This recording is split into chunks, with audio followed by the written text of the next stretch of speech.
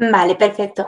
Me gustaría sí que, Irene, que si pudieras terminar ahora, como ha seguido también Raquel con este tema, si pudieras terminar de decir cuando te he cortado, sí que me gustaría incluir también, por si lo quieres comentar ya, ayer, por ejemplo, escuchando el debate en el Senado, ¿no? Cuando se lanzó la iniciativa sobre la supresión de las patentes, los partidos que votaron en contra, en concreto el portavoz del Partido Popular, decía que el cuello de botella no estaba en la producción, sino que era la falta de materia prima, que había realmente un problema y que si se liberaban las patentes, lo que iban a hacer empresas competir por unas materias primas que no hay. Me gustaría pues también si lo pudieras abordar pues para ver cómo se analiza esto. Sí, claro. Gracias. Bueno, con respecto a los argumentos que venimos escuchando, al final son los argumentos que ha puesto la industria farmacéutica a disposición un poco pues de los contrarios, ¿no? A cualquier tipo de exención o de medidas excepcionales, ¿no? Bueno, pues que ya lanzó, pues que lanzó Biden, India y Sudáfrica, y al que, bueno, pues ya hay cada vez más países que ya se han mostrado a favor. En este caso, el ejercicio ya no es la producción, o sea, es la producción no solamente en este caso del producto final, sino la producción de los componentes igualmente.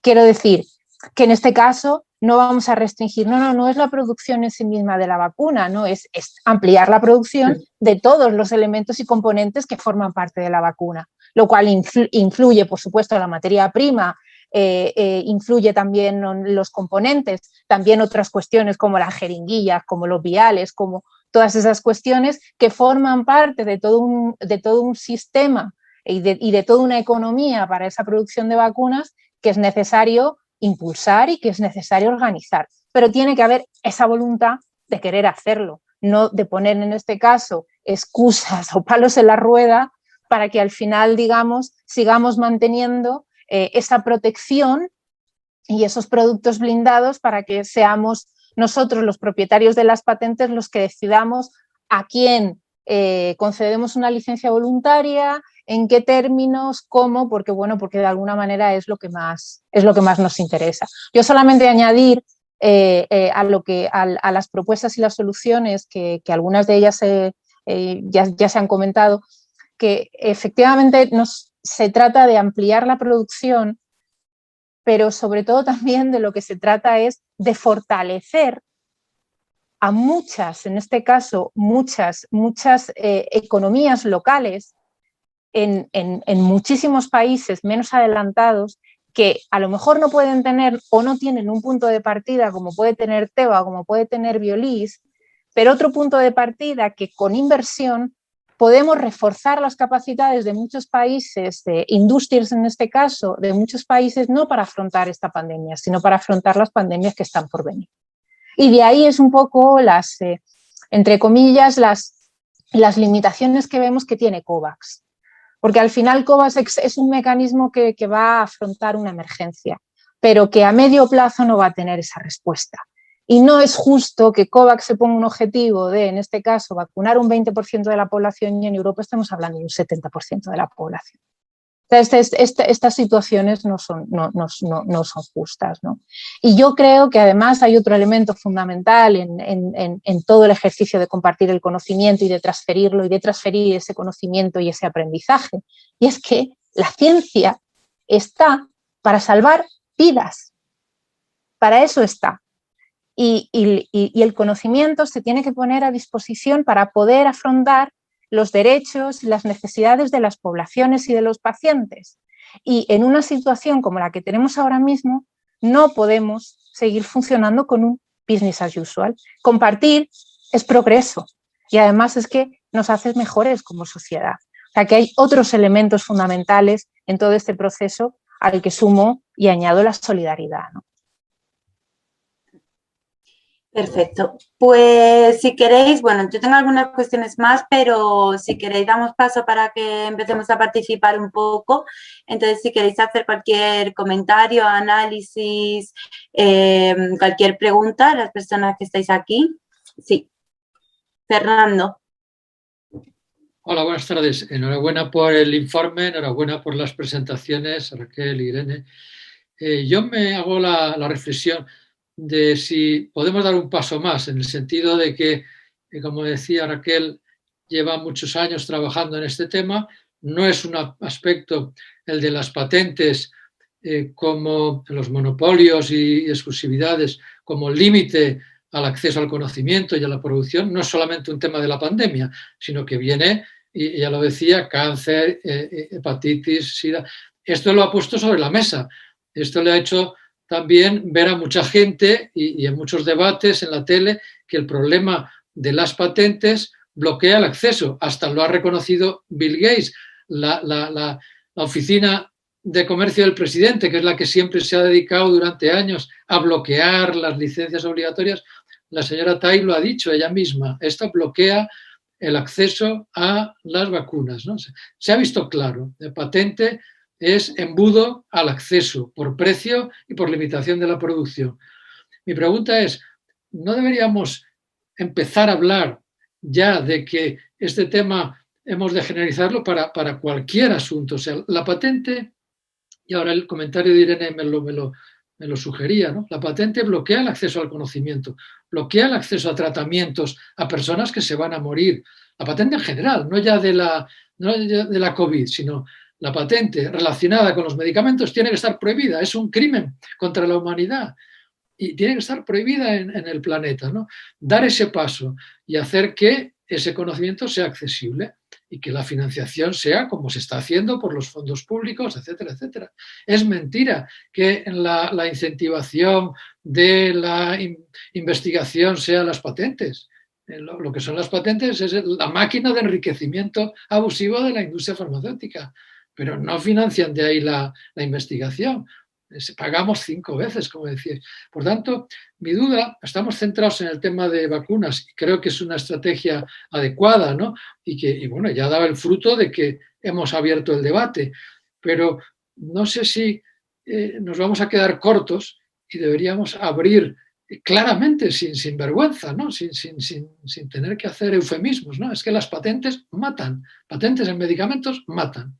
No sé si es tácticamente no es adecuado y es mejor todavía estar centrados en la pandemia porque se gane más debate social en un sitio más confortable. No lo sé.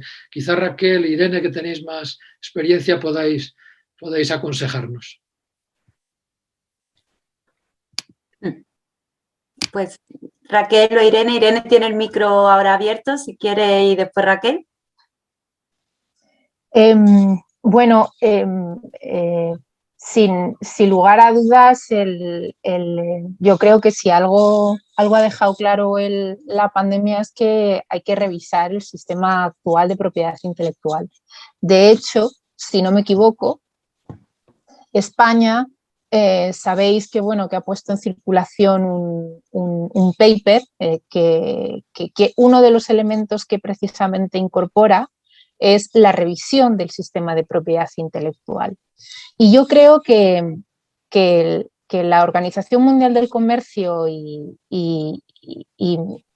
muchos de los expertos, al menos en conversaciones que vamos teniendo, sí que ven esa posibilidad de que más allá de veremos a ver hasta dónde llega la exención, veremos a ver si hay exención, si no la hay, en fin, veremos a ver qué pasa y cómo queda la cosa. Pero sí que cada vez es más, todo el mundo es más consciente que es necesario revisar el sistema de propiedad intelectual. Y yo creo que ahí es un buen momento, pues para, como dice Fernando, ¿no? Pues vamos a ver cómo están funcionando las patentes, vamos a ver de qué manera responde verdaderamente a esos objetivos de fomentar la innovación y todas estas cosas, que efectivamente ya hay informes encima de la mesa y se ha debatido en muchísimos espacios de que no es real, de que al final el incentivo pasa por una buena financiación pública, porque ¿por qué investiga la industria en enfermedades de la pobreza? Y ahora, si quieres, Raquel, continúas. ¿Por qué lo hace? Pues porque hay, en este caso, financiación pública y porque hay una apuesta. ¿Por qué hubo una apuesta clara, en este caso, por muchísimas compañías, además de las biotechs, por las vacunas? Porque había financiaciones encima de la mesa, financiaciones públicas, con lo cual no nos equivoquemos.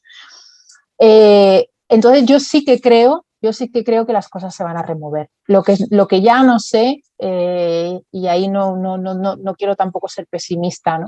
Lo que no sé es lo lejos que vamos a llegar. Sí, bueno, por complementar a Irene y siendo enormemente pragmáticos, ¿no? Yo creo que la pelea por las patentes, eso, hay muchas organizaciones que llevamos ya muchos años con ello. Otra cosa es que haya adquirido la relevancia a nivel político y mediático, pero pues Salud por Derecho, No es Sano, Médicos Sin Fronteras y tantas otras que tenemos localizado el problema desde hace años y que estamos peleando. Lo que pasa es que peleamos frente a una hidra con muchísimas cabezas y muy compleja, ¿no? que es la industria farmacéutica. En este momento, uno de los grandes argumentos, Fernando, que tal vez tú recuerdes al principio, cuando empezó todo esto en octubre y antes de que llegara, digamos, a un nivel mediático muy alto, uno de los principales argumentos que tú y yo hemos podido escuchar en otras mesas redondas y debates que hemos coincidido es que plantear una exención temporal de patentes, no, porque al final lo que queréis hacer es que luego eso se amplíe. Es decir, uno de los enormes miedos, también por la parte, ¿no?, de la industria farmacéutica, que yo lo digo, la industria farmacéutica es parte del problema y parte de la solución. Entonces, uno de los enormes miedos era, esto puede abrir la puerta a que luego esto vaya ampliándose a otro tipo de enfermedades, de pandemias, efectivamente. Y yo creo que la pandemia, la COVID-19, va a marcar un punto de inflexión. Estoy muy de acuerdo con Irene que no sería capaz de establecer un timing, un tiempo de... Es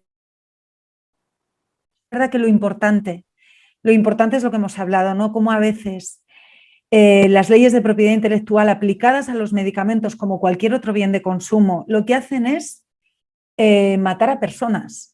Es así.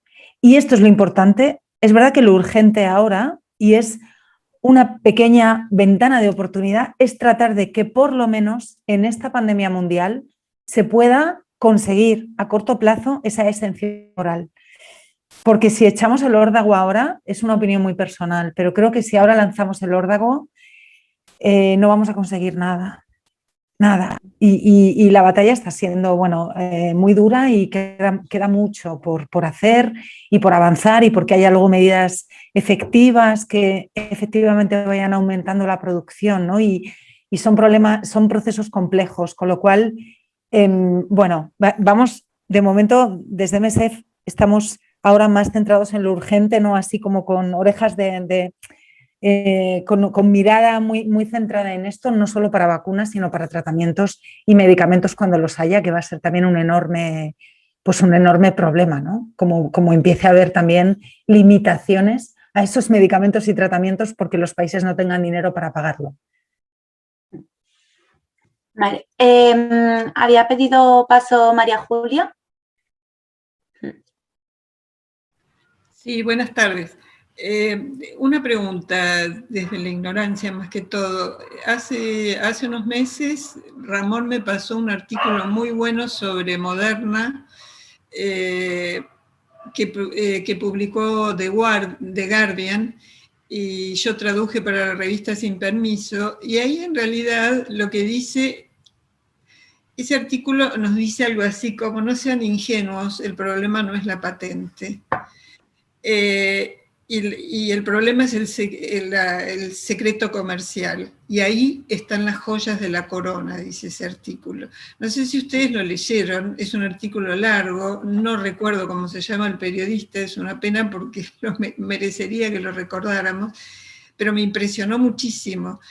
y recuerda que la patente ya no es lo que era cuando se creó, que ahí estaba toda la información necesaria para producir el medicamento, la vacuna, etcétera, sino que ahora la información en la patente es mínima. Y entonces lo que el periodista hablaba de Moderna, y lo que venía a decir algo así, como que, bueno, por eso ahora Bill Gates dice, bueno, sí, las patentes habría que levantarlas. La idea es que, bueno, estamos peleando contra algo que no es el problema, sino, bueno, obviamente es todo el mecanismo creado por la Organización Mundial del Comercio que hace que el secreto esté bien guardado en otro lado, ¿no? Por el caso. Y por otro lado, mi pregunta, quizás porque yo estoy en el sur y lo noto mucho más quizás que ustedes, es si no ven que esto es un tema fundamentalmente geopolítico. El tema de las vacunas, el tema de vacunar al resto del mundo, el tema de vacunas de primera y de segunda, y en qué medida en realidad hay tres potencias, Rusia, China y Estados Unidos, y la comunidad junto con Estados Unidos, que están tratando de ver quién gana, ¿no? Y quién se queda con los más pobres, porque en realidad, o con los recursos naturales de los países más pobres. Bueno, gracias, muy interesante la exposición de las dos. Pues Raquel, si quieres, por cambiar el orden esta vez. Pues bueno, gracias por la pregunta, María Julia. Es verdad y es uno de los grandes, digamos, dificultades que hay, ¿no? Que se plantean. Se suprimen las patentes, pero hay una parte del conocimiento, incluso de transferencia tecnológica, de cómo se aplica, de cómo se hace. Por eso he dicho antes que las farmacéuticas son parte de la solución. Porque al final hay una parte de ese compartir conocimiento, de esa transferencia tecnológica, de explicar cómo se tiene que hacer, que es imprescindible que lo hagan. Incluso hay algunas farmacéuticas que ya, por ejemplo, India tiene una ley de patentes muy adelantada y utiliza de vez en cuando lo de las licencias obligatorias. Es decir, y lo ha hecho con medicamentos del cáncer. Si yo considero que hay un riesgo de salud pública y tengo patentado este medicamento o este tratamiento en India, lanzo una licencia obligatoria. Como esto ha ocurrido, ya hay compañías que no patentan en India sus productos para evitar que les levanten la patente, ¿no? Pero sí que es cierto que más allá de la patente, Irene, si quieres ahora complementa, por favor, hay una parte también de technology transfer que llamamos de transferencia de conocimiento, de know-how, que no siempre está en esos pliegos de condiciones explicativos de la patente, con lo cual, claro, ahora dicen, bueno, levantad las patentes si queréis, ¿no? Pero si no compartimos el conocimiento, tenéis que crear la patente por lo que llaman la tecnología inversa. Tú ves este boli y lo tienes que producir. Claro, un boli igual por tecnología inversa lo puedes producir, una vacuna probablemente no. Y perdona, bueno, en cuanto al tema geopolítico, yo aquí diría, seguro que lo hay, seguro que lo hay, es decir, la distribución de vacunas ha sido en función de la capacidad que ha tenido cada país por hacer acopio de vacunas y aprovisionamiento, es decir, no ha habido una mirada global de vamos a vacunar primero a los más vulnerables, pero bueno, sí decirte, y disculpadme si esto suena muy naif, pero desde el punto de vista de Médicos Sin Fronteras y de salud pública, cuando hay una pandemia mundial, más nos valdría aplicar más criterios de salud pública y de inmunización a nivel mundial y no este tipo de criterios al final, bueno, que van por países y por tanto que tienen una respuesta muy limitada a una pandemia mundial. Irene, cuando quieras. Gracias, gracias María Julia. Bueno, sí que es verdad que el caso de Moderna es un caso bastante emblemático, ¿no? Y que en el informe lo abordamos, ¿no? Abordamos el caso de Moderna. Moderna básicamente ha codesarrollado su vacuna con el NIAID, con el sistema sanitario americano. Además, ha recibido muchísima financiación pública. Incluso algunas de las patentes, en este caso que utiliza Moderna, pertenecen al gobierno americano. ¿Qué pasa? Que Moderna hizo un statement al principio de la pandemia diciendo que ellos no iban a ejercer sus derechos de propiedad intelectual en caso de que terceros quisieran replicar la vacuna, ¿no? Eso sí que es cierto que puede ser un brindis al sol, porque claro, como decía Raquel, si no hay un ejercicio de transferencia de conocimiento, y bueno, es un poco lo que pretenden hacer los hubs estos de la OMS, si no hay un ejercicio de transferencia de conocimiento, al final, y esa parte de la que se hablaba también de los secretos comerciales, que bajo el cajón de secretos comerciales ahí hay lo más grande, no se puede producir. El caso de las vacunas, probablemente en este caso medicamentos es mucho más fácil, diagnósticos es mucho más fácil, es decir, otro tipo de productos es mucho más fácil, pero en el caso de las vacunas es un ejercicio un poco más complejo, con lo cual ahí sí que tiene que haber, digamos, una colaboración en esa transferencia de tecnología, ¿no? Por eso, digamos que la exención de las patentes, cuando Biden dice, vale, yo pues apostamos por liberar la patente, eso está muy bien, pero necesitamos varios pasos más, ¿no? Y eso es lo que esperamos que ocurra en el seno de la OMC la semana que viene, que es además cuando se va a debatir. Y con respecto al asunto de las vacunas y la geopolítica, pues durante estos meses hemos ido leyendo de todo, ¿no? Pues que si de alguna forma el hacer llegar las vacunas por parte de determinados países, se estaba convirtiendo también en un ejercicio diplomático, etcétera, etcétera, ¿no? Y en el caso, pues de algunas de las vacunas chinas, rusas, etcétera, ¿no? Lo que ocurre es que en algunos países es cierto que algunas de esas vacunas han llegado muchísimo antes que algunas otras pues por ejemplo Pfizer o por ejemplo Moderna o por ejemplo pues que es una gran mayoría de la población europea o americana que está vacunada, ¿no? con esas vacunas. Y lo que pasa es que todo este argumento se está utilizando por parte de los detractores de esta medida de la exención de las patentes diciendo, ojo, que esto de suspender patentes en realidad le estamos haciendo el juego a China, a Rusia, vamos a compartir con ellos nuestro conocimiento y entonces ellos se van a aprovechar de todo esto. Yo normalmente cuando alguien me dice eso, yo siempre les recuerdo que pues no sabemos qué pasará, pero lo que sí que desde luego una cosa que ya ha ocurrido y ocurrió a principios del año pasado es que los propios chinos compartieron el genoma del virus. Y gracias a eso y las plataformas que ya estaban preparadas y listas para arrancar, se pudo avanzar de una manera muchísimo más rápida. Si ese ejercicio no se hubiera compartido de manera libre, probablemente hoy no estaríamos en el punto en el que estamos. Y eso es algo que hay que recordar.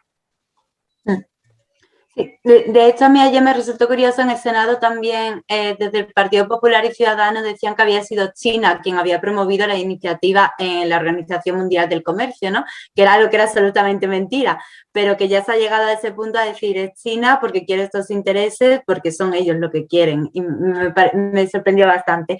Ha comentado Fernando Lamata, Fernando, si quieres, en vez de leerlo yo, si quieres hacer ese comentario que has hecho, que me parece importante sobre esto, y ahora bueno, si quieres comentarlo para incluirlo en este debate y cerrar esta pregunta de María Julia, y ahora pasar a la siguiente. Sí, gracias. Sí, era por comentarlo con María Julia. Efectivamente, la propuesta de India y Sudáfrica incluye no solamente la patente, efectivamente, que tiene una limitación, sino también secretos comerciales, diseños industriales y derecho de autor. Es decir, los 4 aspectos que abrirían el conocimiento. Es verdad que las patentes, como tú señalabas, se refieren a la patente en el momento actual. Dice la legislación sobre patentes que tiene que ser suficiente para que cualquier otra persona con preparación técnica pueda desarrollar la invención, pero es verdad que hay trucos de patentes, digamos, en red, marañas de patentes que hacen que la técnica de simplemente conseguir una patente fuera insuficiente. Pero cuando hablamos de suspender patentes, hablamos del concepto en general, es decir, de quitar todas las exclusividades. En Europa, por ejemplo, además de las patentes, tienes exclusividad de datos, exclusividad de comercialización, certificados de protección complementaria, etcétera. Hablamos de todo eso. Lo que pasa es que lo simplificas con la palabra patente, ¿vale? Pues muchísimas gracias. Ángel María, cuando quieras.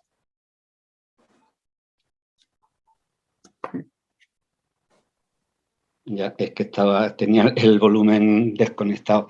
Bueno, pues nada, que se me ha adelantado Fernando, porque yo lo que quería puntualizar era cómo ha surgido esto, precisamente eso, que India y Sudáfrica, lógicamente, aunque no estén dentro del grupo de los países ricos y más avanzados, pero como la inteligencia no tiene que ver con la riqueza, sino, por suerte, con la naturaleza humana, pues no son tontos.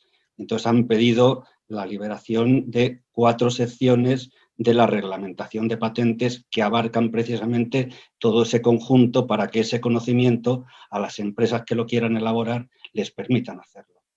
Y luego, con respecto a las informaciones que es decir, por ejemplo, lo que el otro día se dijo en el Senado, ¿no?, por parte del PP, que si las materias primas van a ser escasas, hombre, claro, mientras los productores sean escasos, las materias primas lo van a ser. En el momento en que se incremente de manera exponencial el número de laboratorios que vayan a necesitar materias primas, empezarán a aparecer productores como espigas, como es natural. El otro día, en un vídeo precioso del doctor Enjuanes que hablaba sobre su vacuna, pues precisamente uno de los temas que comentaba era pues las cubiertas de lípidos, que parece ser que es una de las tecnologías que ahora mismo para estas nuevas vacunas pues se han popularizado. Bueno, pues él aquí en España decía que ya había contactado con 6 productores potenciales. Es decir, que no nos vendan dogmas, eso es lo que quiero decir. Lo mismo que con las famosas marañas de patentes, el adalimumab, que perdió la patente en Europa en el año 98 y en Estados Unidos todavía está negociando con los laboratorios, el laboratorio titular de la patente con los de genéricos, pues efectivamente tiene sus propias marañas de patentes. En Estados Unidos tiene una maraña de 300 patentes asociadas a la propia molécula. En Europa tenía una maraña de 100 patentes asociadas a la propia molécula. Eso que comentaba Raquel González, que muchos medicamentos no es solo la patente del producto, sino que tienen hasta 100 patentes más. Eso tenía el adalimumab. ¿Qué tardaron los laboratorios de biosimilares en producir el adalimumab en España? Pues unos meses. Es decir, la inteligencia, por suerte, la inteligencia no está dentro de la patente. Y entonces, en el momento en que a los laboratorios les permites a otros laboratorios les permites entrar en el mercado, consiguen los procedimientos para producir eso que nos están vendiendo como una barrera insuperable, y no lo son. En Estados Unidos tuvieron que negociar con el adalimumab hasta el 2023 por no entrar en juicios. En Europa, en unos meses, tuvimos el adalimumab como biosimilar. Y no creo que tuviese muchas más dificultades el adalimumab o que tenga muchas más dificultades el adalimumab que ninguna de las patentes que están en el mercado, las vacunas que están en el mercado. Una vez que efectivamente se liberen esas 4 secciones de la propiedad intelectual, no solamente la de la patente, también la de los diseños industriales y la de la protección de la información no divulgada. Vale. Raquel, creo que quieres hacer un comentario. Sí, no, solo muy rápidamente, Beatriz, pero sí me sorprende esto, ¿no?, de lo que has comentado de que esta propuesta era de China. Se habla también de la propuesta de Estados Unidos y bueno, yo creo aquí todos lo sabemos, pero la propuesta de la que estamos hablando es la de la Organización Mundial del Comercio, que allá en octubre, que es que se lleva esto desde octubre discutiendo y tratando de sacar adelante lamentablemente, ¿no? Porque han pasado ya muchos meses, fue una propuesta de India y Sudáfrica y tiene apoyo actualmente de 106 países. 106 países de todo el mundo, es decir, y hay 164 en la OMC. Esta solicitud de exención temporal no es una locura de 4 organizaciones de la sociedad civil, si me permitís. Es algo que está apoyado por 106 estados de todo el mundo, por la Organización Mundial de la Salud, por ONU-SIDA, etcétera, etcétera. Muchas gracias, Raquel. Doy paso a Javier Rey y después va Carmen Esprí, que la ha visto que también tiene la mano levantada. Así que, Javier, cuando quieras.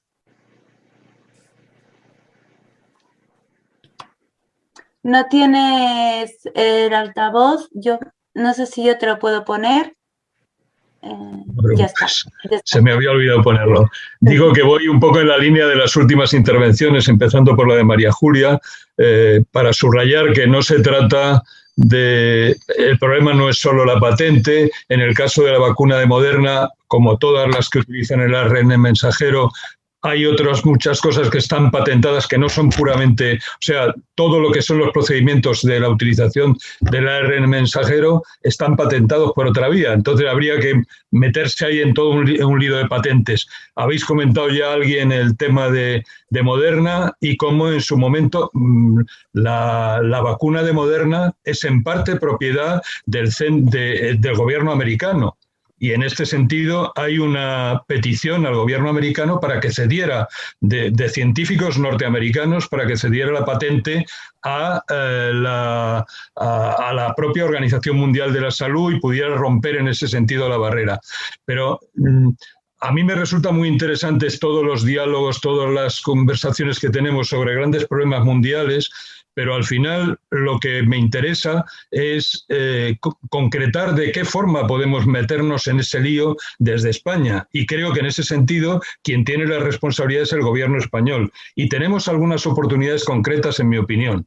Por ejemplo, las vacunas que se están produciendo por Enjuanes, Vicente Larraga y no me acuerdo ahora cómo se llama el tercero, pero son 3 vacunas que además tienen enormes ventajas respecto a las vacunas del ARN mensajero y tal, por conservación, facilidad de transporte, etcétera, etcétera, que serían de enorme utilidad. Vosotros no habéis comentado nada respecto a qué posibilidades hay de liberar las patentes de esas vacunas y, sobre todo, de habilitar las vías de producción de esas vacunas por parte de aquellos laboratorios que tienen la capacidad de hacerlo. Yo hace poco hablaba con Vicente Larraga y él me comentaba, tiene una vacuna para no sé qué asunto veterinario, que sin embargo no la ha podido producir en España. La estuvo teniendo que producir en su momento con Pfizer, creo que fue.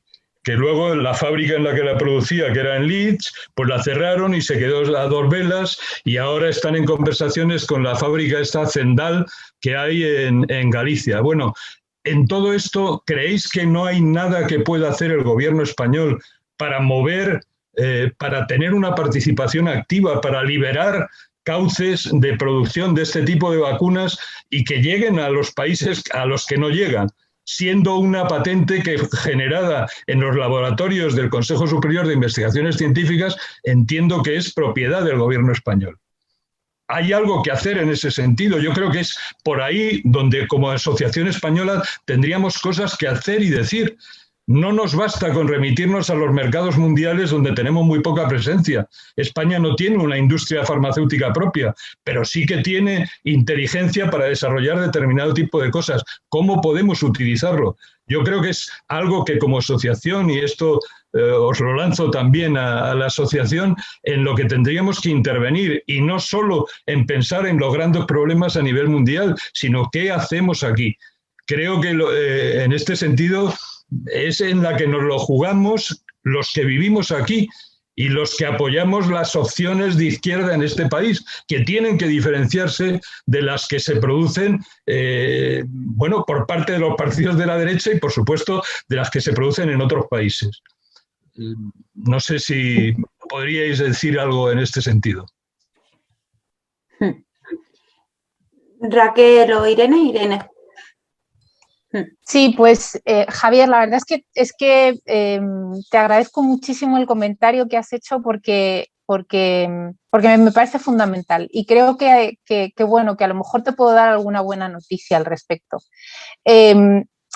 Sabéis que España, bueno, creo que el viernes o el sábado fue el presidente Sánchez anunció formalmente que España se adhiere a la plataforma SITAP, a la iniciativa SITAP.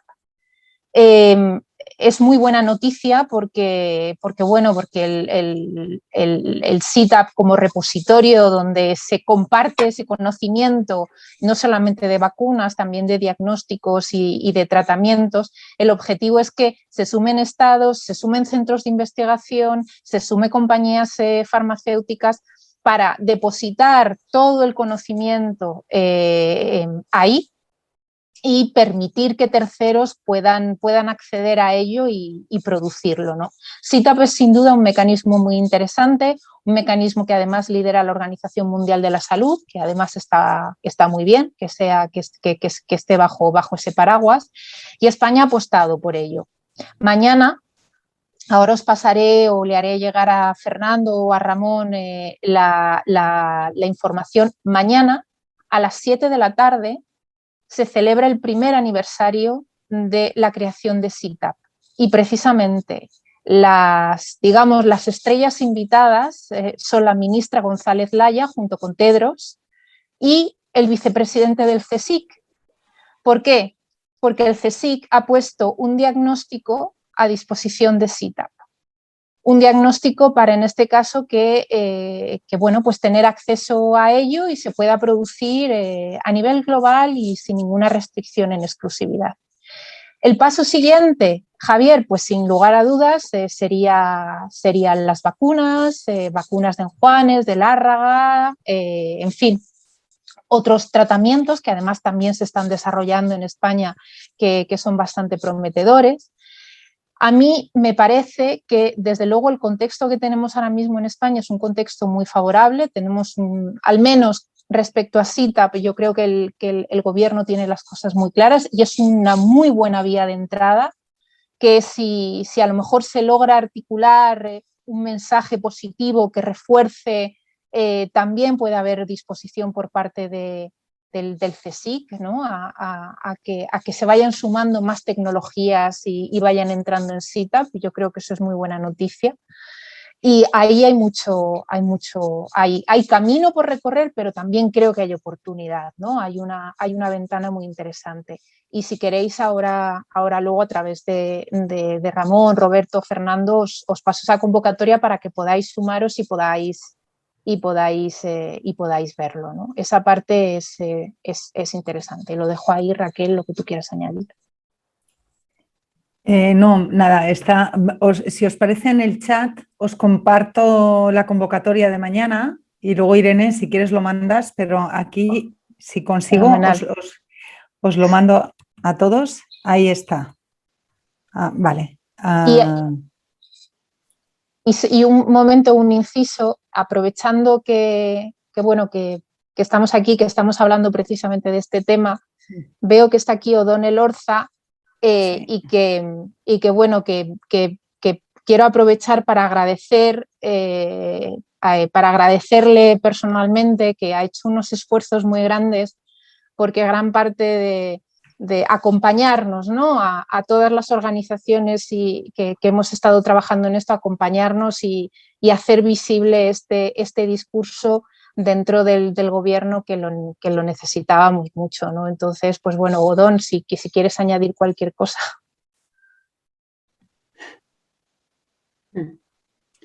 Bueno. Sí.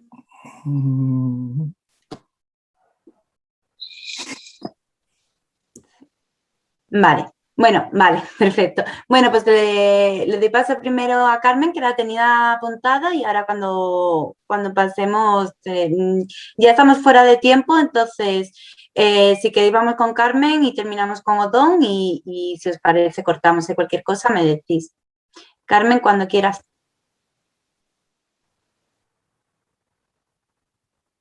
No tienes que activar el sonido. Ahora, perfecto, gracias. Muchas gracias por las exposiciones muy clarificadoras y gracias por en fin, por la convocatoria de este debate, ¿no? Sabemos que estamos ahora, se está celebrando la Asamblea Mundial de la OMS, ¿no? Que realmente va a tratar sobre cuestiones que son muy importantes para todo esto que estamos viendo y se está celebrando en el medio de esta pandemia tan absolutamente terrible, ¿no? También parece que se va a proponer ahí un cambio del reglamento sanitario mundial. Viendo cómo ha pasado todo lo sucedido con la pandemia y, en fin, una cierta actitud laxa por parte de la OMS, que ya vemos que está también muy mediatizada por el mercantilismo, ¿qué se os ocurre que se podría proponer para ese nuevo reglamento en relación a las vacunas? Porque debería de haber dirigido todo este proceso de distribución, ¿no? Desde su autoridad máxima en este contexto de pandemia, ¿no? Que es su especialidad, ¿no? Es la pregunta que yo, en fin, quería plantearos. Raquel o Irene, la que queráis. Raquel. Bueno, lo que sí ha faltado desde Médicos Sin Fronteras vemos imprescindible era que de alguna manera y con estos organismos también a nivel supranacional se hubiera regulado este acceso equitativo, es decir, si la prioridad es primero vacunar al personal sanitario y vacunar a las personas que tienen un mayor riesgo de contraer la COVID y que haya un riesgo de mortalidad alto, pues tal vez se podía haber empezado por ese criterio. Es decir, más allá de empezar cada uno de los países.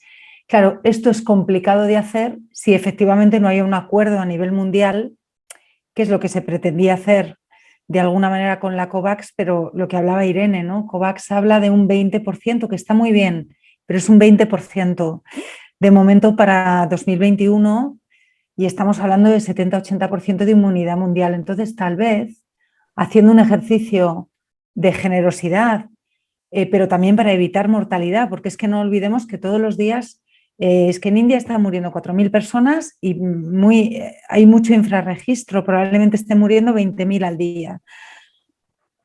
Todos los días está muriendo gente, todos los días está enfermando gente. Pues yo creo que para la próxima tendría que haber un mecanismo eso de primero los más vulnerables, es decir, personal sanitario y sociosanitario en primera línea y personas más graves, personas mayores, y cuando tengamos vacunados a estos, empezamos con los demás.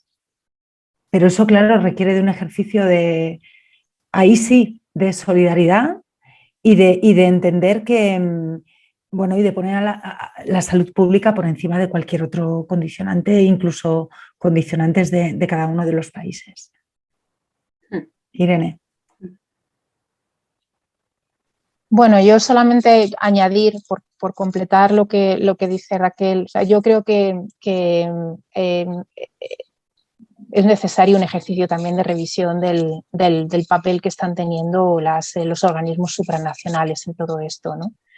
Hemos creado una superestructura ACTA en el que de alguna manera hemos estado, los organismos internacionales han estado ahí peleando un poco por el asiento, ¿no? Y quién se quedaba con qué y quién manejaba qué pilar, cómo se manejaba cada uno de los pilares y en algunos momentos hemos visto a la OMS bastante debilitada. Y bueno, yo creo que la política americana hasta que llegó Biden no facilitó para nada las cosas, ¿no? Y nos pilló a todos en esa parte inicial de la pandemia. Pero yo sí que creo que ahora podemos entrar en un espacio un poco más de oportunidad, ¿no? Y a ver qué pasa esta semana, a ver qué pasa la semana que viene. De todas maneras, lo que tenemos que trabajar sí o sí es que no podemos pasar porque ningún tratado de pandemia y porque ninguna acción de preparación para futuras pandemias no incluya acceso a medicamentos, revisión de propiedad intelectual. No lo podemos permitir. Tenemos que hacer todo el ejercicio que esté en nuestra mano porque sabemos lo que pasa. Ya hemos tenido un ejemplo, ¿no? Y bueno, tratados de pandemia que parece que el papel lo aguanta todo, pero que verdaderamente no va a la raíz de los problemas. Si no es capaz de incorporarlo yo creo que van a ser muy insuficientes. Bueno, pues Odón, cuando quieras. Gracias. Muy breve, porque aunque me he incorporado y os he seguido desde el inicio, estaba viajando, conduciendo de Bilbao a San Sebastián y no podía abrir la pantalla, ¿no? Pero bueno, os he cambiado por Francino. Mejor dicho, he cambiado a Francino por vosotras, lo cual en este caso me satisface mucho porque así sigo aprendiendo y contrastando ideas, ¿no? Quienes no dominamos la materia, no es vuestro caso, vamos cada día modulando nuestro criterio, mi opinión en concreto, ¿no? Y es complicado porque yo lo veo desde dentro de un partido político y desde el Congreso, y entonces compartiendo buena parte de vuestras propuestas y de los objetivos que los intervinientes habéis formulado, compartiéndolo, sin embargo veo las dificultades, ¿no? A ver, fijémonos en que estamos hablando de una cuestión que está afectando a todos los países del mundo. Esto no es habitual, ¿no? A todos los países del mundo. Y que todos tienen, de alguna manera, voz en la Organización Mundial de la Sanidad, o en la de Salud, o en la Organización Mundial de Comercio, o en este caso los 27 en la Unión Europea. O sea, hay una evolución sí, de posiciones, y es, en definitiva, muy importante que las ONGs, que debéis participar en esa gobernanza social y global, sigáis empujando, sigáis presionando. Y empujando y presionando no a la opinión pública, sino a los gobiernos respectivos, que es la clave, porque si no, todo lo que digáis aquí, si no acaba siendo escuchado por un miembro del gobierno o alguien que esté en esas reuniones, bueno, pues, en fin, habréis perdido parte de ese esfuerzo. No es verdad que promover estado de opinión en la ciudadanía, o sea, crear opinión pública es muy importante de cara a los gobiernos, pero eso lleva tiempo.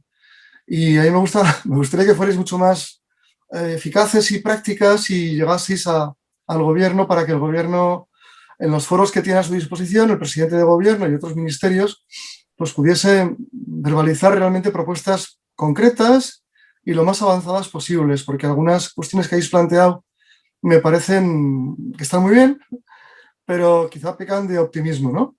Pero bueno, ¿qué os voy a decir a vosotras, Irene, Raquel y a los demás compañeros de esta asociación, de esta organización, que saben de esto mucho más que yo? O sea, seguir, empujar, presionar, influir, es lo que os pido. Nada más, gracias.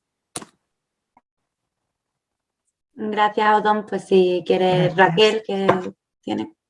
Adelante. Bueno, no sé, creo que estamos fuera de tiempo, entonces Sí. yo cuando tú me des la palabra y cierres, yo hablo, pero si no, no.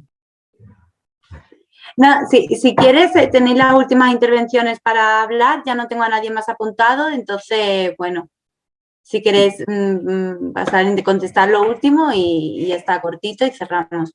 No, pues nada más. Por mi parte, bueno, de nuevo agradecer la invitación a Médicos Sin Fronteras por estar aquí y recomiendo encarecidamente el informe de Nuestra, ¿no? Porque la verdad que merece la pena leerlo.